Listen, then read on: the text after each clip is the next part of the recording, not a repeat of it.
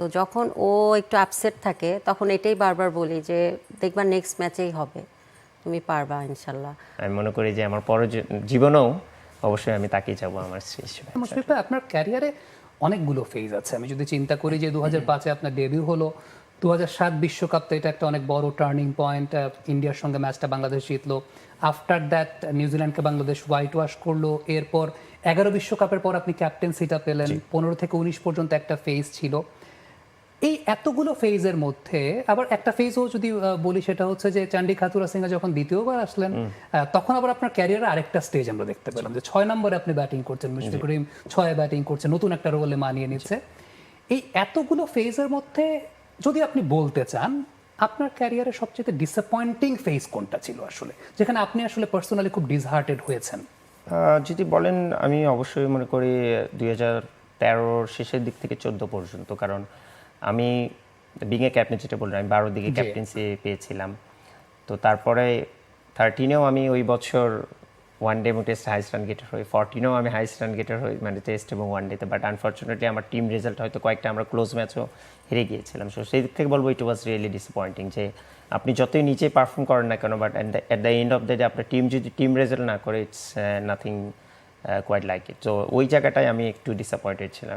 Apart from that, স্বাভাবিক, এত বড় একটা যদি ক্যারিয়ার হয় কোনো একটা প্লেয়ারের, সেখানে চড়াই উত্তরা অবশ্যই থাকবে। But I was really lucky, এত মানুষের ভালোবাসা এবং দোয়া পেয়েছি, আমার পরিবারের সাপোর্ট পেয়েছি, আমার সহধর্মিণীর সাপোর্ট পেয়েছি।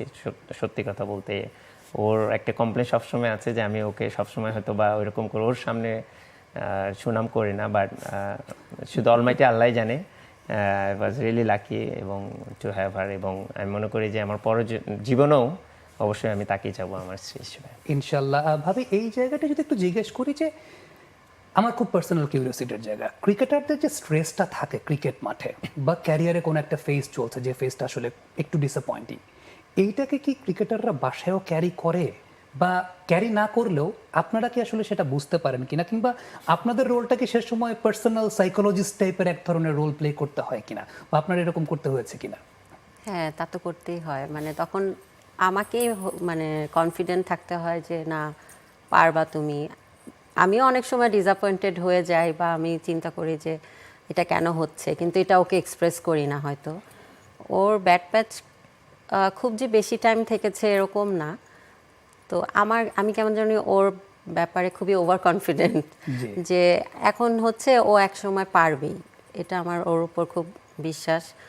তো যখন ও একটু আপসেট থাকে তখন এটাই বারবার বলি যে দেখবা নেক্সট ম্যাচেই হবে, তুমি পারবা ইনশাল্লাহ।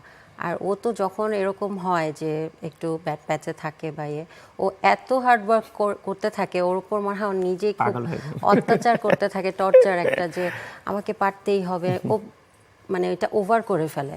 তখন ওটাই বোঝায় যে তোমারও তো একটা শরীর, তুমি তোমার শরীরকেও রেস্ট দাও, না হলে তো মানে দেখা যায় যে ওদের কিন্তু ফিটনেসটা ওভার করলেও প্রবলেম। জি, ওটাই বুঝাই আর কি যে এটা করো না। তার মানে ভাবির কিন্তু সবকিছু সাংসারিক নলেজের সঙ্গে সঙ্গে ভাবির ক্রিকেটিং নলেজটাও কিন্তু অনেক বেশি মাত্র এই মুহূর্তে ম্যাচিউর। কারণটা হচ্ছে ফিটনেসটা সেটা ওভার করলেও সেটা এক ধরনের হয়তো বা ওয়ার্কলোড এক্সিড করে যাচ্ছে, সেই ব্যাপারটা ভাবি সচেতন থাকার চেষ্টা করছেন।